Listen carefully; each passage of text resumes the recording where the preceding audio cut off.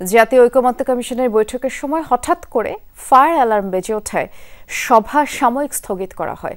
এরপর পুনরায় বিভিন্ন দলের প্রতিনিধিরা বৈঠকে যোগ দেন।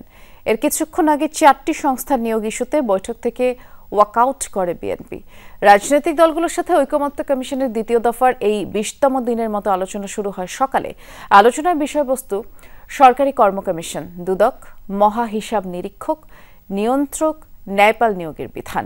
এই আলোচনা থেকে কিছু সময়ের জন্য বেরিয়ে আসে বিএনপি। দলের স্থায়ী কমিটির সদস্য সালাউদ্দিন আহমদ বলেছেন, দুদক, পিএসসি সহ সাংবিধানিক এসব প্রতিষ্ঠানের নিয়োগের ক্ষেত্রে আলাদা কমিটি গঠন করা হলে নির্বাহী বিভাগ দুর্বল হবে।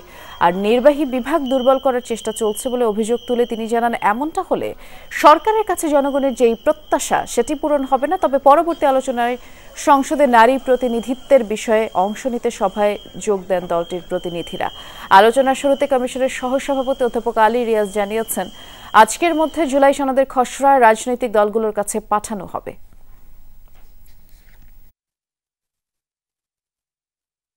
যে সমস্ত বিষয় ঐকমত্য হয়েছে এগুলোর বাইরে গুরুত্বপূর্ণ যে 20টি বিষয়, তার মধ্যে 12টি বিষয় যে আমরা একমতে আসতে পেরেছি, তার কারণ হচ্ছে সকলেই যে যার অবস্থান থেকে ছাড় দিচ্ছে এবং কমিশনের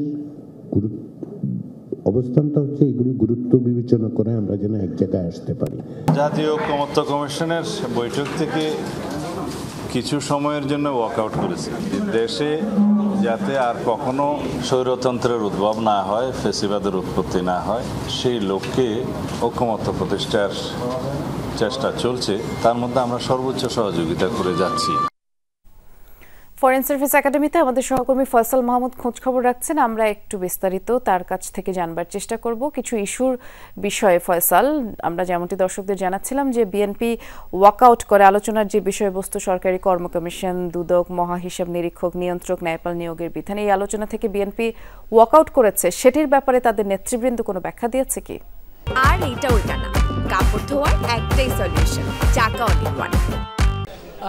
কিছুক্ষণ আগেই সালাউদ্দিন আহমেদ যখন তাদের আজকের সভা থেকে ওয়াকআউট করেন, তার পরপরই তিনি কিন্তু সাংবাদিকদের নিচে এসে সেখানে ব্রিফ করেন। সেখানে তিনি বলেছেন যে আসলে যেই কমিশনগুলোর যে সাংবিধানিক বা সংবিধিবদ্ধ যে প্রতিষ্ঠানগুলোর নিয়োগের ক্ষেত্রে আলাদা কমিটি বা কমিশন গঠনের প্রস্তাবনা জাতীয় ঐকমত্য কমিশনের পক্ষ থেকে দেওয়া হয়েছে, এটির ফলে নির্বাহী বিভাগের ক্ষমতা অনেকটাই হ্রাস পাবে কিংবা ক্ষমতায় নির্বাহী বিভাগের ক্ষমতা অনেকটা খর্ব হবে। তারা বলছেন এই ক্ষেত্রে জটিলতা তৈরি হতে পারে পরবর্তীতে যারা রাষ্ট্র ক্ষমতায় আসবেন।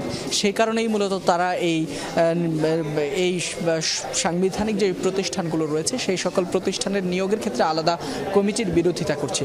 যদিও কমিশনের পক্ষ থেকে বলা হয়েছে যে মূলত এই জুলাই আন্দোলনকে যে কোটা সংস্কারকে ঘিরে, সেই কোটা সংস্কার কিংবা হচ্ছে চাকরি ক্ষেত্রে যে বৈষম্যমূলক, সেই বিষয়টিকে মাথায় রেখেই মূলত যাতে ভবিষ্যতে আর কোনো সরকার হচ্ছে এককভাবে এই রাষ্ট্রীয় প্রতিষ্ঠানগুলোতে দলীয়করণ করতে না পারে কিংবা দলের প্রভাব খাটিয়ে যাতে এই সকল প্রতিষ্ঠানগুলোকে ধ্বংস করতে না পারে, সেই সকল বিষয় বিবেচনায় মূলত এই রাষ্ট্রীয় প্রতিষ্ঠানগুলোকে আলাদা নিয়োগ কমিটির অধীনে রেখে যাতে নিয়োগ করা যায়, সেই বিষয়ে তারা মূলত এই কমিটির প্রস্তাব দিয়েছে, যার সাথে অধিকাংশ দল একমত পোষণ করেছেন। তবে বিএনপির পক্ষ থেকে এই আপত্তি জানানো হয়েছে এবং এরপরেই তো তারা ওয়াকআউট করে। বিস্তারিত জানাচ্ছিলেন, ধন্যবাদ ফয়সাল।